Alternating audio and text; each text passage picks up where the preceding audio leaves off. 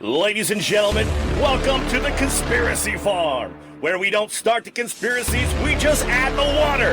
And now, your host of the most state-of-the-art, most informed podcast on the interweb, I present to you Pat Miletich and Jeffrey Wilson. Ladies and gentlemen, are you ready for war? Conspiracy Farm, go. Check it out.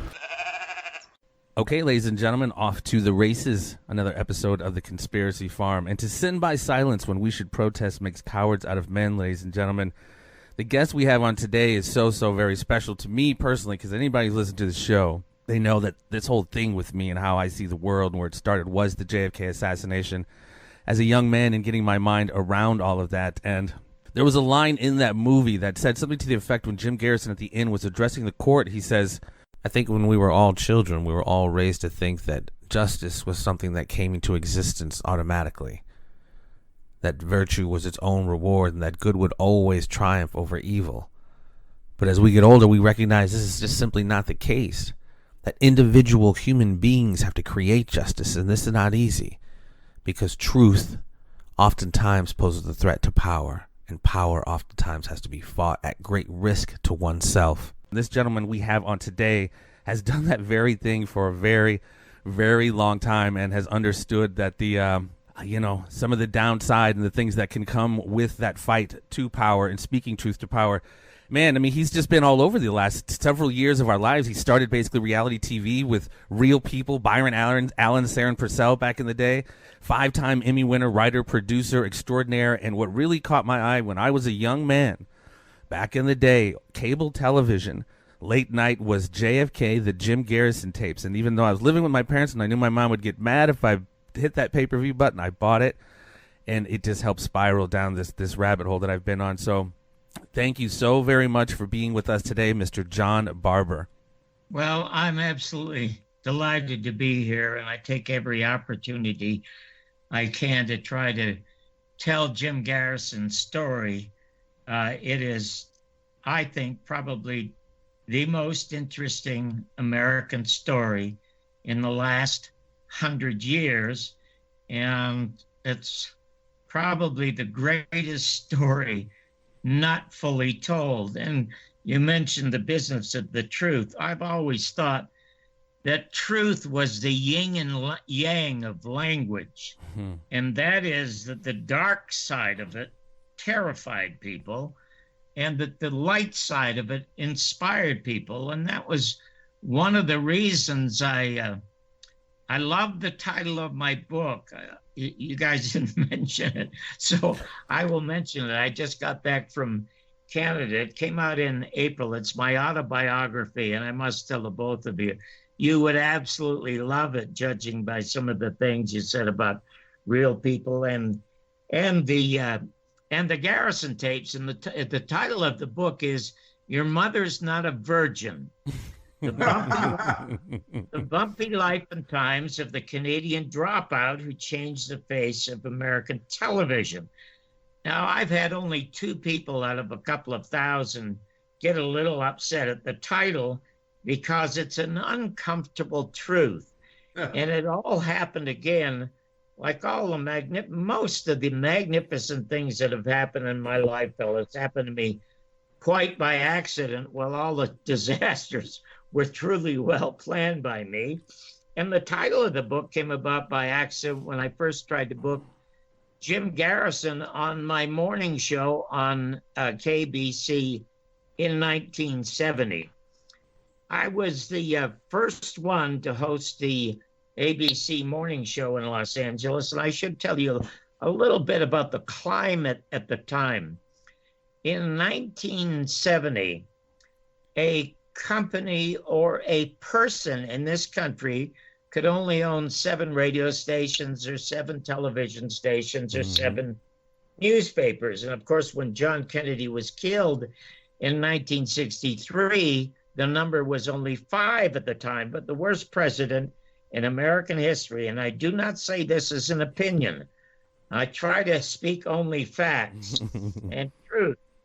There's an ancient Persian proverb that says if you're going to tell the truth, you better have one foot in the stirrup. But in any I like it. in any event, with Jim Garrison, you know, like most Americans, I wasn't yet a citizen of the United States when I got the morning show.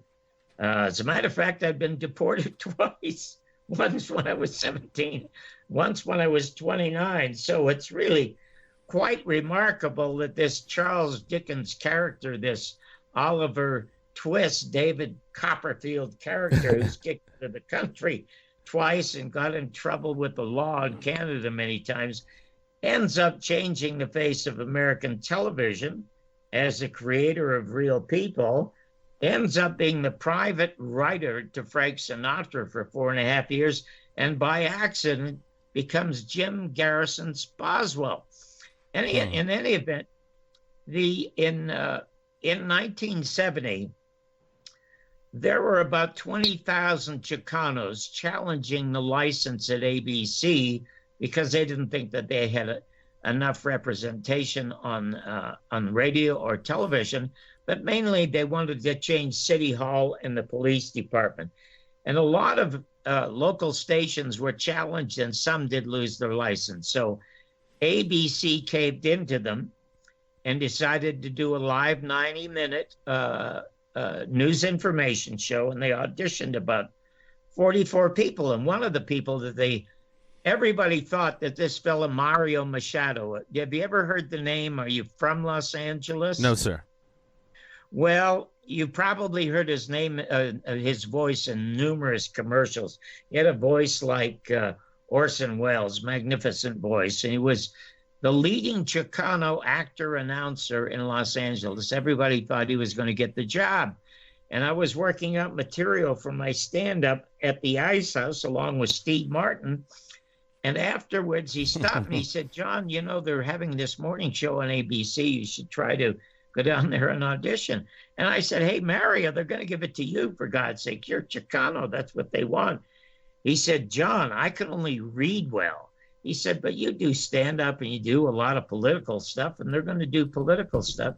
So he gave me the name of the producer. The guy's name was Brad Lockman. I went down and auditioned, did not expect to get it, and I got it. Now, when I got the show, I thought, like everyone else in America, and like Jim Garrison, by the way, that the government was telling us the truth, that the lone assassin was Lee Harvey Oswald, and that was the end of it. And I put people on the air that nobody would put on the air. I put on Muhammad Ali when he refused to go to Vietnam because he said he had no problems with yellow people, just white people in America. They were trying to put him in jail. I gave him 90 minutes on the air to say what he had to say. The same with Jane Fonda, who was very outspoken against the war. But they had a thing called the Fairness Doctrine at the time. So I could not, even though I agreed with both of them, I could not say that on the air. Anyway, one day, it was 1970 when I got the show, Jim Garrison arrested Clay Shaw in 1967 and announced on the news that he had solved the case even before getting to court. He said, we will have convictions. We've got names. We've got the amounts of money changed for shooters and all the rest of it. And everybody in the media jumped on him. And the federal government jumped on him. Now, I'm a street kid. And he never got into court for 2 years. And I lost a couple of my friends when I said, you know, if the guy has nothing, get out of his way and let him fall on his face. Well, finally, on January 29th, 1969, he got Clay Shaw into court. There's serendipity for you. My son was born January 29th, 1969. Wow. Definitely a day I'll never remember. Well, he lost the conspiracy case. And the media and the government were quick to spread the word that he lost his case. But he did not lose the case. He had the perjury. He lost the conspiracy case. He won the most important portion of the case, which was the perjury case. But we never heard about that. And I'll get into that in a little bit, about the evidence that he would have sent Clay Shaw to jail for 99 years. with the evidence that we have in the Garrison files, which I've been releasing. But anyway, it was over with in 1970, and I forgot all about it. And I'm in a bookstore on Hollywood Boulevard, and I pick up Heritage of Stone. And the author is Jim Garrison. And, oh, my God, you got to be kidding, the same guy? So I start to read. Fellas, I did not put it down. I stood in the bookstore and finished the whole book. Wow. I learned that he had to take Time Life to the Supreme Court to get the Zapruder film. And there was a forensic pathologist named Fink, the only forensic pathologist at the autopsy at Bethesda, and he's called as a defense witness for Clay Shaw's attorney, a guy by the name of Diamond, but under cross-examination. And by the way, Jim Garrison never argued in court. Of course, you can't have Kevin Costner sitting in his office. Other people are arguing, so that was a liberty that Oliver Stone took in his absolutely excellent film. But under cross-examination, Fink said they were not allowed to perform the autopsy. They were stopped by federal agents, and they were stopped by military personnel. And one of them was probably, oh gosh, I'll remember his name. Very, very famous, Curtis LeMay. He absolutely loathed John F. Kennedy. And Fink went on to say they weren't allowed to look at films. They weren't allowed to look at x-rays. They weren't allowed to look at anything. So if you go to the Warren Report, all they have there are 2 cartoon drawings of John Kennedy's head. And there's a bullet going in the back, coming out the front and going into Connolly, in the front of Connolly, which is an absolute, I was, a couple of people started to pick on me when I made the first Garrison tapes that you had mentioned. They said, Jesus, John, you were a stand-up comic, for God's sake. And you turn around and you make this documentary hammering the Warren Report. How on earth could you do that? And I said, isn't it fitting, though, that a comic does this? Because the Warren Report is by far the sickest joke ever played on America. So, wow. I mean, especially when you see who is assembled, on the commission, to have, when we're going to get into it, to have someone like Alan Dulles to be so crucially a part of who killed Kennedy is just, on its face, laughable if it wasn't so sad. And then John J. McCloy, head of Chase Manhattan Bank. It was monumentally laughable and never challenged, which is kind of obvious when you look at 9/11, when George Bush, another war criminal over Iraq, for crying out loud, wanted to put Henry Kissinger in charge of the 9/11 investigation. Yeah. And none of the press challenged this, but the thousands of people who were victims, they marched on Washington, for crying out loud, said you can't have Kissinger, another war criminal, in charge of this investigation. So that's why of course, they didn't have an investigation there. And the Warren Report was not an investigation. It was held in secret for 9 months and closed to the public. It was just set up to prevent an investigation. So I called Mr. Garrison and asked him if he would come on. I said, I just finished reading your book, Heritage of Stone. And he laughed and he said, oh, John, you must be the other one. I only sold 2 copies. Well, you got to love a guy like that. The truth is, it was a bestseller. So he said, I'd love to do it, but you'll never make it. They'll never let me on. And I said, listen, we just won our first Emmy. We're live. It's the most interesting untold story in America. Nobody's heard you on television. Now, it's just local, but you'll get on for a half an hour, then we'll have phone calls for an hour. So he agreed to do it. We started to chat. And he said, John, it's 1970. It's 6 years after the Warren Report. And do you know that 81% of all Americans polled by Harris and Gallup say they do not believe the Warren Report or that Oswald did it or acted alone? So I said, well, why aren't people marching then? And he chuckled and he said, well, you didn't see the second question on the Harris poll. And I said, what was that? He said, they asked, would you like to see another deeper investigation, this time investigating also the FBI and the CIA? And he said, how many what was the percentage you think of Americans that wanted to see that? And I said, I don't know. And he said only 23% wanted to see that. Now, what does that tell you about Americans? Wow. And it just popped out.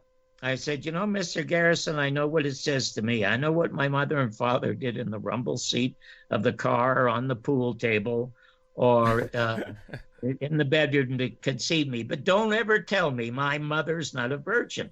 Well, he laughed really loud. And he said, you know what, John?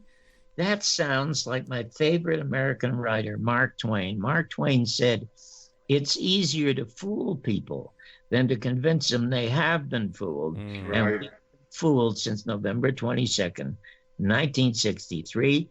He said, I'd be happy to do your show. I booked him on the show. I was fired immediately, and he was canceled. But I never thought anything about the fact that the government would have something to do with this.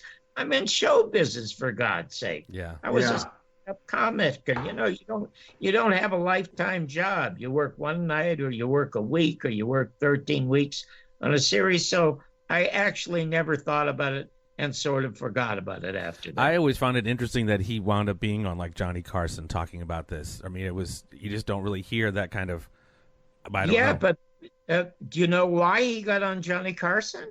No, sir. Well, I'll tell you what you have to do. You saw the Garrison tapes. Yes, sir. Have you seen part 2 of the Garrison tapes? The American media and the second assassination of John F. Kennedy? Yes. Yes, sir. Absolutely. Well, if it's only $2 on Amazon. I bought it. I watched it again today. Oh, well, thank you. Well, you remember what happened is Jim Garrison's main witness as to the witnesses that he had overheard Clay Shaw and David Ferry and Lee Oswald talking about Crossfire in Dallas and the murder of John Kennedy was an insurance agent named Perry Raymond Russo. Perry Russo, yeah. Nice man. And he got a call from NBC, a producer at NBC. And the producer at NBC said that he was going to come down to me. He was assigned by the FBI and by the CIA to destroy Garrison's case by getting Perry Raymond Russo away from his jurisdiction and offering him a job. They got him a job in California for $50,000 a year. And the producer was coming down to tell him that he was going to destroy Garrison, and if he didn't go to California, he too would be destroyed. So Russo went to Garrison to said, this guy's coming down. And Garrison said, will you wear a wire? He said, yes, I'd be glad to. So they had Was this the Walter Sheridan, I believe his name is? Is that the gentleman? Okay. Sheridan. And thanks for reminding me of his name. And Sheridan was caught on tape bribing a witness with $50,000. Jim Garrison brought criminal charges against NBC and against Walter Sheridan. Wow. And the FCC, because it was a fairness doctrine, had no choice but to give Jim Garrison, first of all, a half-hour late night. He got the half-hour late night before he got on the Carson show, and he talked about the fact, here is the proof that the Central Intelligence Agency murdered our president and Lee Oswald had nothing to do with it. Well, the owners of the country, and we're not the owners, there are about 6 or 12 families that own America. They say, Right. hey, we can't have this kind of truth television. That's why they killed the fairness doctrine. That's why they killed equal time. But the way that, again, that Garrison got on the Tonight Show was Mort Saul was a guest. Now, Carson was unaware that Mort Saul was one of Jim Garrison's investigators. He had volunteered. He left Los Angeles in a very successful career, went to New Orleans to help Garrison. And Garrison said to him, you tell your friend Bobby Kennedy, he better come out with what he knows and thinks about the murder of his brother. Otherwise, he's not going to leave California alive. And of course, you saw what happened. Wow. California. So anyway, Mort's on the show, and Johnny Carson asks him what he's doing, and unrehearsed, spontaneously, Mort Saul says, well, I'm working with Jim Garrison in New Orleans. You should have him on the show. He's got some new stuff. There was an eruption of applause from the audience. So it was obvious to NBC that people wanted to hear Garrison. So they had no choice but to give him a bit of a voice on the Carson show. And of course, Carson was rehearsed by both the CIA and the FBI and Walter Sheridan. And he was very uncomfortable, as you saw, and very inept at that. And at one point in the film, and you see it in the film that you resaw, Jim Garrison says that it is the president of the United States that is preventing us from seeing the facts about the assassination. And Johnny Carson says, why is that? And Garrison turns to him and says, Johnny, why don't you ask him? And there's another eruption of applause from the audience. And of course, that was the end of it. But I must tell you, the truth is, Jim Garrison solved the case. That's amazing. That's amazing. So within, as you pointed out, the military and other intelligence folks stopped the autopsy of the president of the United States, who was laying dead on a table. The media obviously covering for them, and the report that came out a couple of years ago saying that there were about 40 CIA operatives within the media in a pretty prominent places. Did you find that to be true in all of your research? And if that was the case back then, how many are there now? That is a great question, and Patrick probably saw it if he resaw the film today, The American Media and the Second Assassination of John Kennedy, because Frank Church held investigative hearings into the Central Intelligence Agency and what was called Project Mockingbird. Right.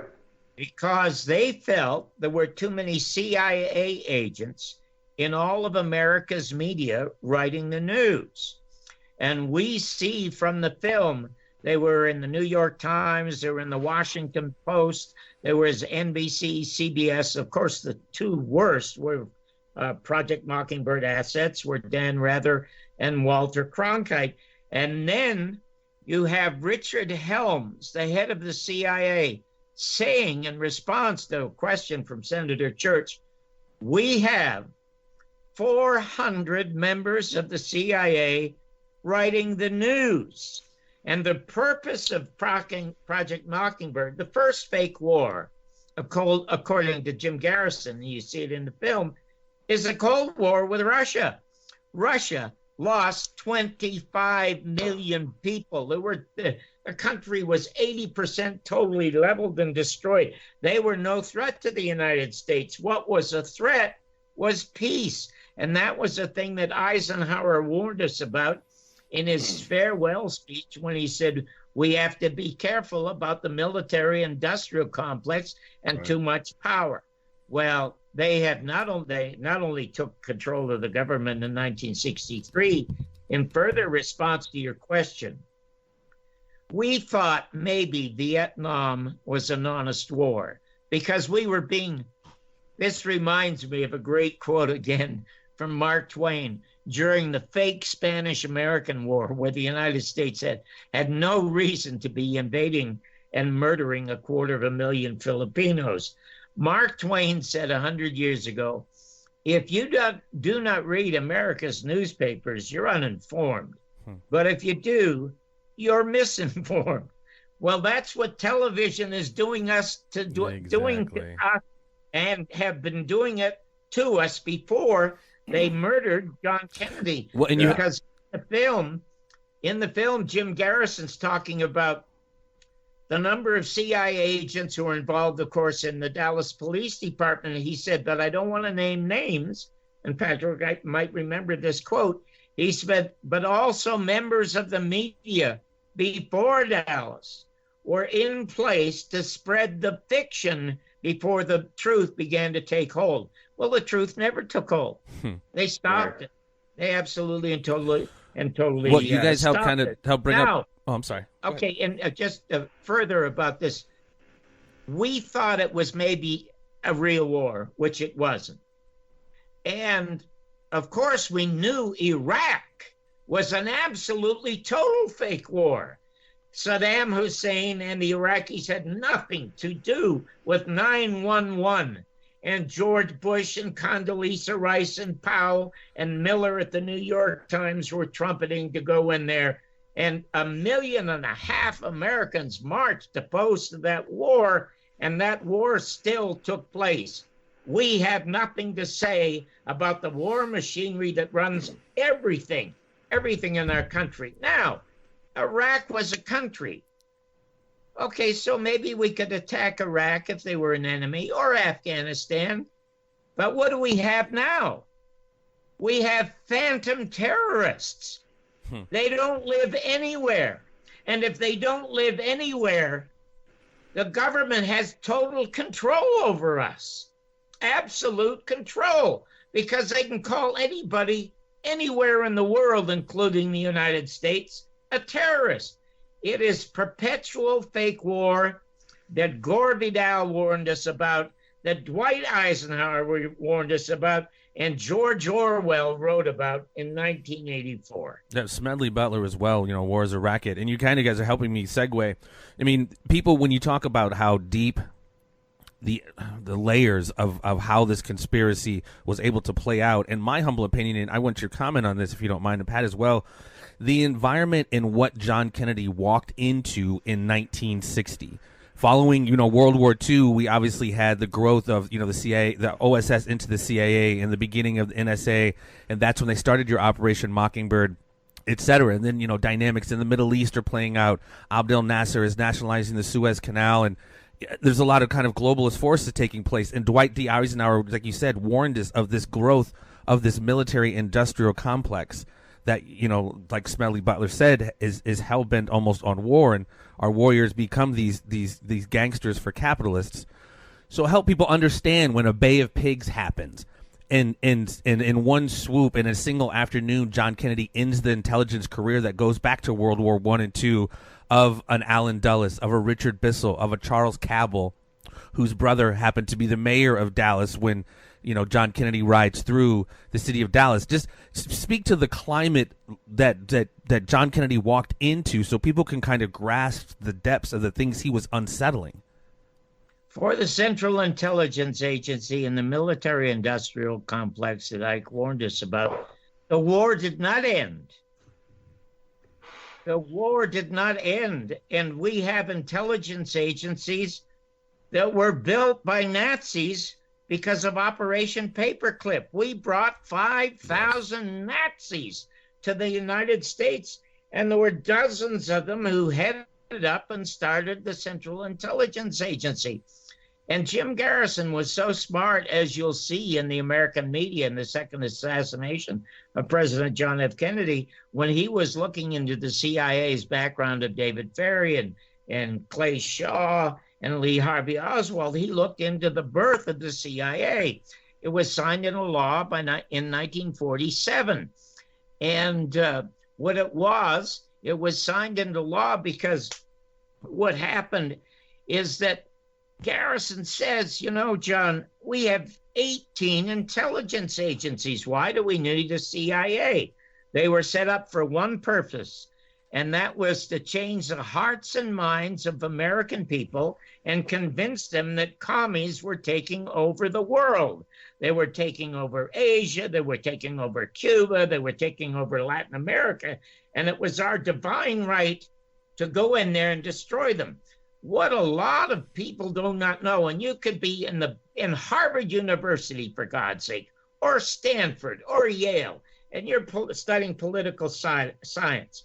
You will not know that one of the best democracies in the Asian European continent in 1952 was Iran. Iran has never invaded anyone. The United States has invaded 37 different countries since the end of the Second World War. And what happened is a socialist guy, but a professor, Mossadegh, is democratically elected as the president. And the first thing he does is he nationalizes the oil companies, because he said 85% of all the money from the oil company is going to England and only 15% to the source country, which was Iran. So he said, well, we're going to change it to 50-50. Well, Allen Dulles and John Barbour Dulles, they tell Eisenhower, this guy must be a commie doing that. We got to go in, get rid of him. They murder him. And they put in the Shah, who was a fascist. And there's the same thing happened to Allende in Chile. Salvador Allende was another democratically elected socialist. He was going to nationalize AT&T. He is also going to nationalize Pepsi-Cola, and Richard Nixon was the attorney for Pepsi-Cola at the time. And Kissinger and Nixon assigned the Central Intelligence Agency to murder them. Did we not just see that play out just recently in Bolivia as well? Almost that same script. They didn't kill the guy, but it is absolutely the same script. And look, we had this nonsense about Russia interfering in America's election. I don't know of one Russian who voted for Donald Trump. There were about 63 million Americans that voted for Donald Trump, but not one Russian. So what if the Russians have some fake Facebook accounts or Twitter accounts or Instagram accounts, and they encourage people to go and vote? Well, let them go and vote. The difference between the Soviet Union and the United States is they're using computers to change foreign governments. We use and have always used assassins. Yeah. And I mean, I would dare to guess and say that what's going on in Hong Kong, I don't know how they got all the American flags over in Hong Kong that they're waving and singing the national anthem, but I'm guessing that was probably put together by a few spooks from our country and paid some organizers to put some things together. I mean, that there are some legit gripes, but that thing is, Hong Kong is ready to erupt completely. Well, I wish Americans would feel that angry and take to the streets too, but they don't. They saw it did absolutely no good. I'll get back to the business of the Bay of Pigs. I'll tell you an interesting story. One of my cameramen, Patrick, on the very first show was a guy named George Elkins. And after the film came out, and it got no release or distribution in the United States, even though it was a monster worldwide hit, nobody would show it in the United States. George Elkins came to me and he said, John, I had a background like you. I never saw my father. He wasn't abusive. He just was never around. He was in the military, but he never came home. And he said, I got a phone call from him. And he asked if you would meet with him at Patty's restaurant in Toluca Lake and have a cup of coffee with him, because he said he just retired from the Army and he would like to talk to you about your movie. So I was thrilled. I'm going to talk to a guy who was in the Army. And when I went to meet him, he said to me, I'm sorry that I had my son come and call you to have you come here, because what I wanted to tell you, I cannot tell you, because I just retired, but I will tell you 2 things. Maybe I'll tell you 3 things, and then I'll probably never speak to you again, and I'm going to try to help my son, whom I haven't seen and talked to in over 20 years. He said, we were in, just before the Bay of Pigs, we were all in Miami. And we had a huge war room, like in Dr. Strangelove with Peter Sellers, and every intelligence agency was there.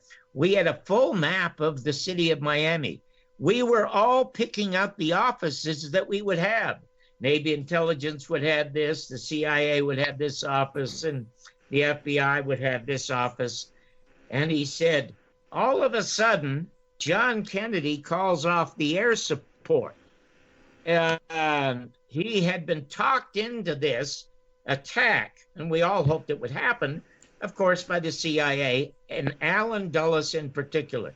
They said there'd be an eruption of Cubans who would topple Castro, but it didn't happen. They defended Castro. Right. So Allen Dulles asked for air support, and John Kennedy said no. And you see in the movie, he says beforehand, there's going to be no American involvement in Cuba. And he said, when we heard he had stopped that, there wasn't one person that didn't scream out they should kill that son of a bitch. Right. Now there must have been 50 or 60 intelligence people there when that happened. And then he said, you know Soldier Field in Chicago? And I said, yeah, isn't that where they play football? He said, well, you know, that was a stadium built because of the First World War, he said, and they have an officer's quarters there. You can go there any day of the week and you won't see 10 guys in there. They're playing gin rummy or something like that. He said the day of the assassination, it was half full. Now, get this. He disappears. And George Elkins, his son, calls me later. He said he got a call from somebody identifying himself as with the publicity department of the Central Intelligence Agency in Arlington, Virginia, and wanted to know if George Elkins would come back there and photograph their award show. Now, you know, the Central Intelligence Agency, they have their Emmys, they have their Grammys, they have their awards, okay? Now, George thought it was a hoax. And they asked him how much it would cost. Now, and he said, well, I need an extra cameraman, and we need hotels, and we need airfare, and I like to fly them first class, at least $50,000. The guy says, well, check your bank tomorrow. Well, of course, George thought it was a fraud. He went to his bank the next day, and guess what? $50,000 was there. And then he got a letter with the directions, and he went back for 2 years. And he told me what they do is they line all these people up, men and women who have given service to the Central Intelligence Agency and done something to benefit supposedly America and the agency. They all got something pinned on them, and it was all videotaped. And when it was over, the director, the assistant director, would walk down the line and take it away from them. And then they would lock up the videos. Wow.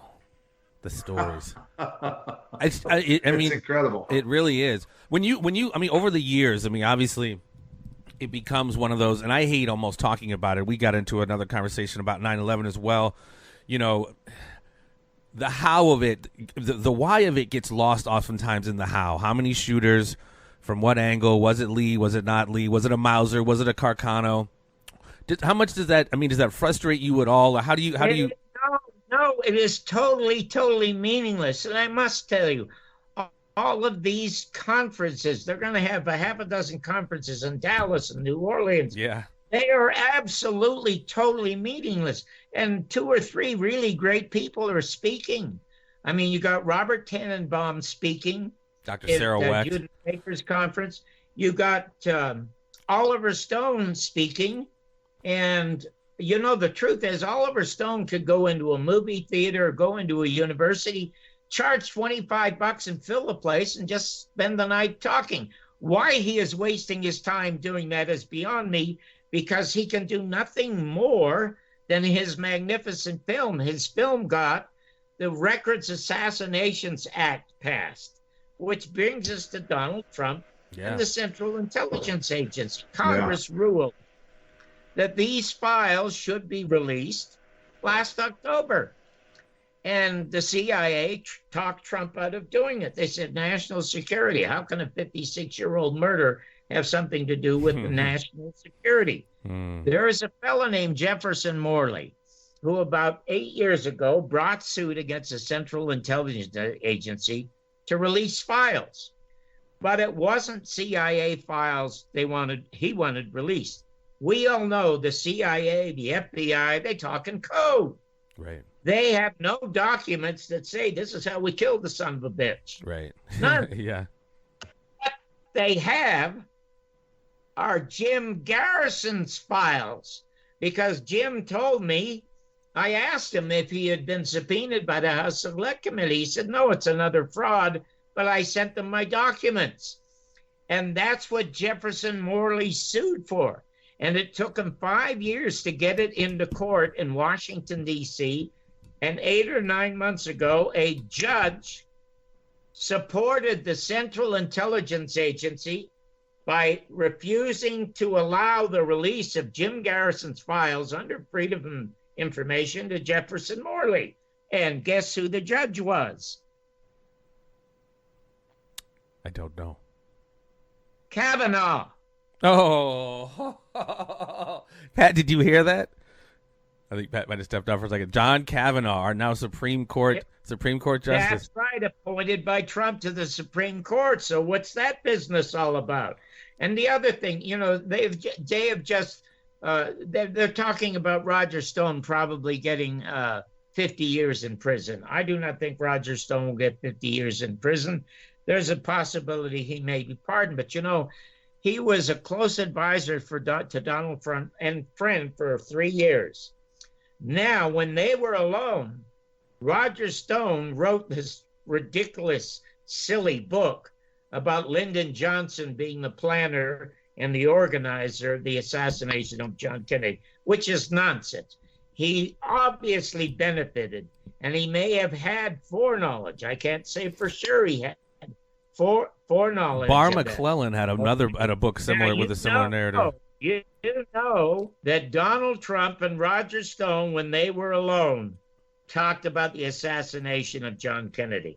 And there are millions of people in this Q movement that's just taken root in America in the last year or two who believe that the same forces that killed John Kennedy are after Donald Trump. So when, to quote Betty Davis from All About Eve, hang on, fasten your seatbelts. It's going to be a bumpy ride to the elections. So and there's so many things that Americans are absolutely, totally unaware of. One of the things they're unaware of that I'm glad that we have in the film is that the first, the House Select Committee came about by accident. It was Geraldo Rivera in the late 70s, 1975, I believe. He had Dick Gregory on and Robert Groden on, and they showed the Zapruder film for the first time. Literally millions of Americans for the first time saw that Dan Rather lied to them. Walter Cronkite lied. The media lied. They have to have a new investigation. So they set up the House Select Committee. And the first guy appointed to head it is a guy named Richard Sprague, a tough Philadelphia lawyer who's gotten a lot of long sentences to mafiosa and Teamsters and the rest of it in Philadelphia. He has a staff of 6. And he says publicly, we are not hiring anyone from the FBI or the Central Intelligence Agency to investigate this murder, which we will solve. He said, we are going to investigate them. Now, the 400 people that I mentioned that Richard Helms said were writing the news is a pittance compared to the number of CIA people they have in Congress, they have in the Senate, they have every place. And what happened was all of them coordinated to get rid of Richard Sprague. Fortunately, we found that soundbite, and it's in the film. The American media in the second assassination of John F. Kennedy, and they appoint this hack, G. Robert Blakey, this hack law professor from Columbia, who dedicates his book to the CIA and blames the Mafia. Now, I'm telling you, if Americans believed Italians murdered John Kennedy, there wouldn't be a pizza parlor in America. Well, there is the Russian mafia as well. But, yeah, I mean, do you think there was any involvement from your Carlos Marcellos, your Santos Trafficani, your Sam Giancana on any level? Absolutely. They were all hirelings. Right. They were all hirelings for them. This is how smart Jim Garrison was and how easy it was unfortunately, I didn't have time in the second movie, but I do have it on my site. I'm going to tell you something else I have on my site that all of you people should go and see. You'll know absolutely Jim Garrison solved the case. You don't have to look at any movie or buy any book or do anything except look for the Garrison files, which I have released. I've released the first 5 of them on Oswald, on Lee Harvey Oswald, David Ferrie, and Clay Shaw. The first one was Shaw because that's the one who got the trial. David Ferrie committed suicide, leaving two suicide notes. But in any event, I forgot where I get so excited when I talk about this. But there is absolute and total proof in the Garrison files that he had solved the case. And I can tell you of 1 or 2 or 3 things that are in there. We only have about 10 minutes left, so you may want to ask me a question. And the reason I'm releasing those files is because so far Donald Trump has not signed an executive order either reversing the Communications Act. I mean, he's a guy that brought up fake news, and that's the reason I made the second documentary, because he sounded like Jim Garrison. I interviewed Garrison on September 5th, 1981, and he was talking about fake news, for God's sake. And then when Trump brought it up when he was running with the other dirty dozen Republicans to get into the White House, I said, I better go back and listen to Garrison. And he sounded like Trump. And so that's the reason I made it. But if Trump really believes there is fake news, sign an executive order. John Kennedy signed an executive order that would have put an end to the Federal Reserve.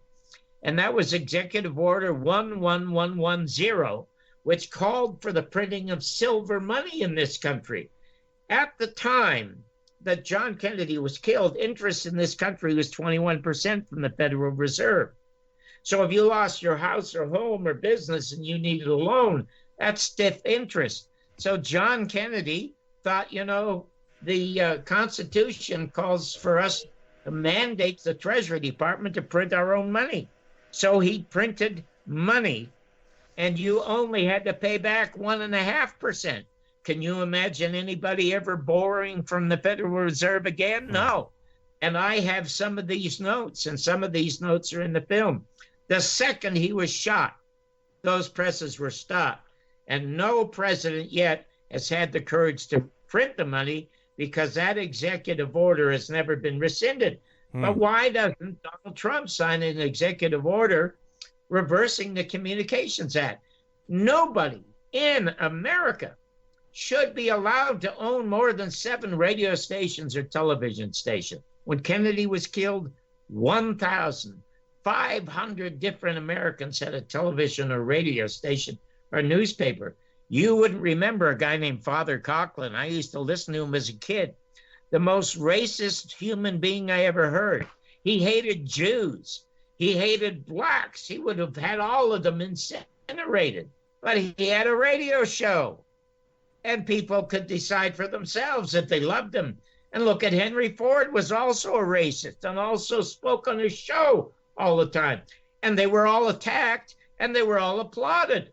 I mean, if we're adults, we should be able to listen to anything and everything. Fortunately, now we can get a lot of it on the internet. But as I say in the movie, the internet to me is like a box of Cracker Jack. It's full of nuts and it's full of corn. But once in a while, you'll find a great prize at the bottom of the box. Well, your old friend Byron Allen is going through a bit of litigation with some of the big behemoth Comcast about, getting some of his television content, presented on their channels and such. Well, there's so many directions we could go, but obviously I don't want to keep you too much longer. And hopefully, and obviously, anytime you want to come back, you are more than welcome to come back, ladies and gentlemen. JohnBarbour'sWorld.com if you want to find any of his stuff. Here's what I would suggest. Yeah. It's www.johnbarbour'sworld.com. When you go there, you should watch the first 5 Garrison files. You will find the facts that he had on Clay Shaw. Clay Shaw had a guy named James Whalen who was paid $25,000 to murder Garrison, paid by the CIA. And Whalen went to Garrison and he said, I thought about killing you, but it got to be too big and scary for me, and it wasn't for the money. I have a very sick daughter. And Clay Shaw said the government would get me the best medical doctors and practitioners in America to cure my daughter. That's why I thought about killing you. And also what he had is he had 3 $20 male hookers signing affidavits about how they had sex with Clay Shaw, Lee Harvey Oswald, and David Ferrie. Now, Jim wins the perjury case. Imagine, here is Clay Shaw, this beacon of respectability, this businessman in New Orleans. Do you think Clay Shaw wants to hear James Whalen telling a jury? Do you think they want these 3 young male hookers in there talking about what they did to Clay Shaw for $20? No, he would have spilled the beans. And the CIA, there is a memo in the film in 1967. It says, we must help Clay Shaw or Jim Garrison's going to win his conspiracy conviction. There is proof that they hindered and obstructed the most important trial in American history. And Kennedy said he was going to blow them to the wind. Also, you'll be stunned, Lee Harvey Oswald was in the chief of police Curry's office for about 8 hours. And there was never a tape recorder and there was never a stenographer because Curry said, and Fitz said, well, there wasn't room for it. Jim Garrison, this is how smart he was. If you go to the Oswald files, he got all the information that was spread the day of the murder. You have headlines from newspapers saying that second shooter's on the loose. You'd be stunned at what he had. But he found a guy who was in the office. Do you know that Lee Harvey Oswald was never asked if he shot either Kennedy or Tippit? Right. And you know why? Do you know why? No. Why do you think he wasn't asked? Now, listen, there were 18 guys in the office, and maybe 4 or 5 were CIA or FBI. Right. Because anytime one of the detectives tried to ask a question like that, he was stopped. And the reason he was stopped, because here's this 20 or 21-year-old kid. If he's asked directly if he murdered John Kennedy or murdered Officer Tippit, you know what he is going to say? Yeah, hell no. Are you kidding? I'm with the CIA. I'm just a patsy. Right. He didn't get to holler that until he got out of that office and was taken away. Yeah. And the other thing about Jim Garrison, I want to say 2 quick things about him. He found the guy who gave the order to Jack Ruby to murder Oswald. And you know how he did it? He got all simple CSI detective work. He got all the phone records of Clay Shaw, David Ferrie, Lee Harvey Oswald, and Jack Ruby. And what happened is they all made this phone call to a Chicago number. And the number belonged to a mafioso businessman named Lawrence V. Myers. Lawrence V. Myers happens to be in the Warren Report. He was at the Cabana the day before that Oswald was shot, and his guest was Jack Ruby. How simple is that? It's simple. It's simple. Right. But the investigation in the murder was covered up. Yes. Now, the last thing I'll say about Jim Garrison is the kind of magnificent, decent human being he was. The stress of this caused him to lose his family. His wife divorced him, and he had 5 children. And of course, he lost the greatest DA's office in the United States.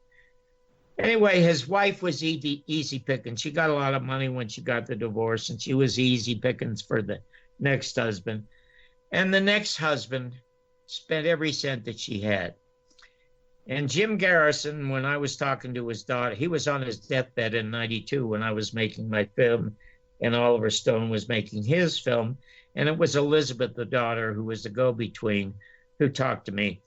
And she told me this story about her father. He's on her deathbed, And he gathers the children one day and he says, hey, kids, I want you to get me a wedding certificate.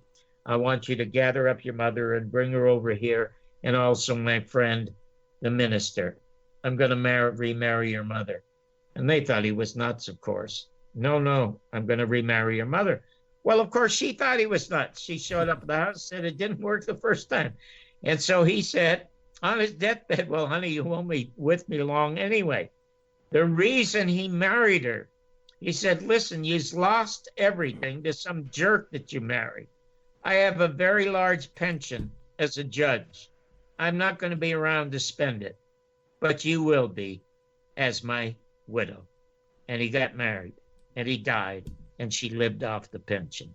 Wow. That's a great story. That's a great story. What about a great guy. Yeah, Sounds like just a hero, man. I mean, like I said, speaking truth to power as we see it. And that's almost kind of my last question to you. As we just mentioned, we just saw a coup in Bolivia and they're knocking on the door of Iran again. When I was a kid, when I was this young kid watching this huge event take place, and it totally shaped how I saw the world. And I was like, man, we would never let anything like that happen again. I'm so glad we know so much more. And then, of course, 9/11 happens. And almost, not to get too deep into that, but that same kind of darkness that did that and covered it up and opened this blank checkbook on the war on terror. And, war is a racket. And the same entities are there still. What lessons have we learned, sir? We haven't learned any lessons. And I'm going to tell you something. You know what? The reason Trump is president is because he's not Hillary Clinton. Almost everybody, I have one of my closest friends moved away from America to Thailand. He was afraid she'd become president, okay? Is that folks said they voted for the lesser of two evils. Right. Why vote for any evil? You know what I would love to see? I would love to see a boycott of the elections. I would love to see 300 million Americans sitting on their ass doing nothing. Let the 1%, the 1,000 or 2,001 percenters in the country, they're the ones that own the country anyway. They're the ones that own the presidency. They own everything. They own the corporations. You know what we suffer from? We suffer, and I've never said this before, and it just occurred to me. We suffer from wife beaters syndrome. Stockholm syndrome, yeah. Stockholm syndrome. How many women do you know who are beaten by their husbands and they never leave? Yeah, we talk about that. We are beaten every day by this extremely corrupt government, and we stick with them. And we make excuses for it. What are your thoughts, your true thoughts on Trump? I have stated before that I have meters on things that Trump will or will not do that would make him who he says he is or who he is not. Now, Jeffrey believes that it's just one mafioso family taking out another, which I can plainly see that that's a possibility. But if Trump, as you said, he constantly talks about fake news. Some way we've got to see a reversal of the NDAA and the legalization of propaganda in the media. I think if Trump invades Iran, he's not who he said he was, and if there are no perp walks for the corruption that took place in the last administration and the spying on Trump, if those things don't take place, he either is or he isn't. But how do you see it? Well, the thing, he is the least impeachable president we've had. George Bush should have been impeached. Bill Clinton should have been impeached. Yes. And George Bush Sr. was an absolute traitor because Jimmy Carter got the hostages freed from Iran. And George Bush, as the head of the Central Intelligence Agency and the vice presidential candidate, made a deal with the Iranians to not release the hostages so that Reagan could win and they'd make it a better deal. And it was known as Iran-Contra. And Bush is quoted in the movie as saying, if people knew what we were really doing, they'd chase us down the street and hang us. Lyndon Johnson should have been impeached. A phone call to the Ukraine is not an impeachable offense, even if he says, listen, will you look into what Biden's son is doing? That's dirty politics. And America's built on dirty politics. It's happened from George Washington to Abraham Lincoln. It is not an impeachable offense. Now, personally, I think that Donald Trump is the least articulate president I've ever heard. But he has said one or two things that I've never heard anybody say since John Kennedy, which is astounding. And you may recall, it was about maybe 8 or 10 weeks ago. He was saying, it was right after that drone attacked a refinery in Saudi Arabia. And he was sitting with sort of a smile at his desk, and he said, I just got a call from the Pentagon, and they sent me over a message here and a note. He points at it, and they picked out 12 targets for me to attack in Iran because the Iranians sent this drone over. And then he said, I'm getting calls from the Saudi prince all the time, the Saudi prince who obviously ordered the murder of that reporter. He said, but I'm getting calls all the time that we have to definitely attack Iran. And then he looks into the camera and he said, that would be the easiest thing in the world for me to do. And he taps the table with his finger and he said, all I have to do is push a button. He said, but we don't have proof it came from Iran. And he said, and we do not have proof even from the Saudis. They just say it came from the north. And I am not going to be murdering thousands of people over something over which we have no proof. That is the first humane thing that I've heard any president say since John Kennedy. But I don't hear him saying it often enough. I don't hear him saying it about student loans. I don't hear him saying it about the terrible, terrible medical conditions in America. I mean, it's just, America would have to improve just to be a mess. So maybe a lot of these people in the Q movement, they think he will make massive changes after the next election. And so we'll see what happens. I mean, right now,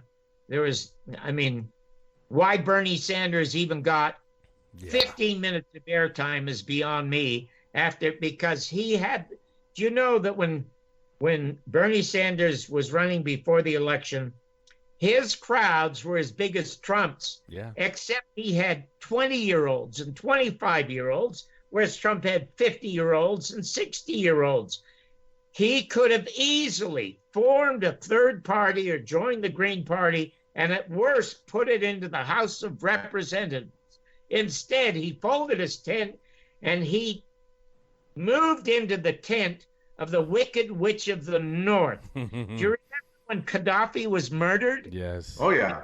It's on television. We came, we saw, he died.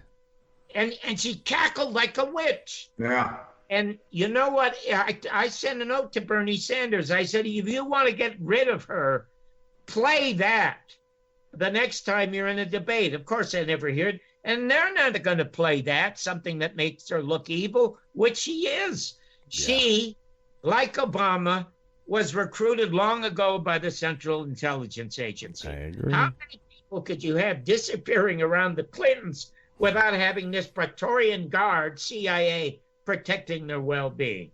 And of course, Obama's mother was CIA. Anyway, we'll see. We will see what will happen in the next election. But I would suggest everybody go to www.johnbarbersworld.com. You can see the first documentary, the Garrison Tapes, free. But look at the Garrison files. They will blow you away. And then if you want to see the complete files, we've David Lispy, my brilliant webmaster, has them up there. Some of them are 100 pages, and they're great reading. But the YouTubes I did are only 8 minutes because I don't want to bore you people with any.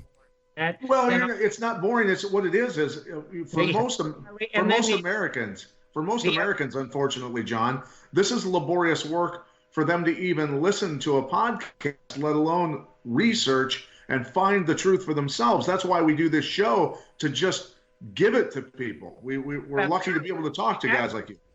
That's absolutely true. But this is not research for them. This is thrilling theater. You're right. My site, it's thrilling theater. And if there are any people left that read, that love a fantastic read, I must tell you, my book is absolutely the very best book ever written about anybody who is in show business. You can find the link up there, or you can go to Amazon or Goodreads. Every review is a 5-star review. Give them the name of the book again, John. Called Your Mother's Not a Virgin. I just wanted to hear you say it one more time. Bumpy Life and Times of the Canadian Dropout Who Changed the Face of American Television. And again, both of you, I want to thank you so much. You know, I've only heard you guys once before because I'm so swamped with these things. But I would stand on a street corner to tell Jim Garrison's story because I'm a storyteller. I'm not a conspiracy theorist at all. I am just a storyteller, and that I do well. That's why Real People became the highest rated show in American history, because yours truly was a storyteller. Yeah, and a very good one at that. He's seen it all, done it all. I can't thank you enough, sir. And again, continued success, continue doing what you're doing.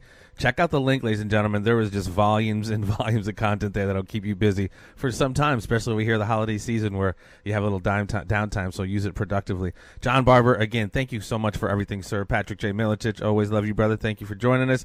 Until next time, peace and so much love, everybody. There will always be more.